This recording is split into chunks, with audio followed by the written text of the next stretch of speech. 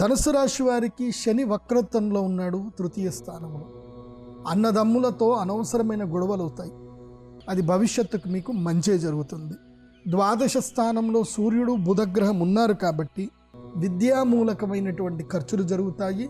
శుభకార్యాల నిమిత్తము కూడా ఖర్చులు జరుగుతాయి.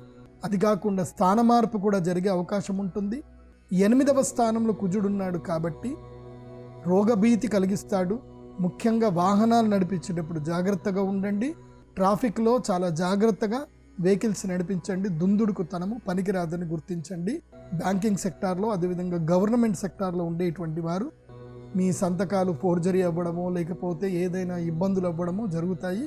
మూలా నక్షత్ర జాతకులు మాత్రం అప్రమత్తంగా ఉంటే మంచిది. ఈ వారంలో వీరికి గురుగ్రహము రుణస్థానంలో ఉన్నాడు కాబట్టి వీరు బృహస్పతి మాలను గనక ధరించి దక్షిణామూర్తి స్తోత్రం చదివితే బాగుంటుంది.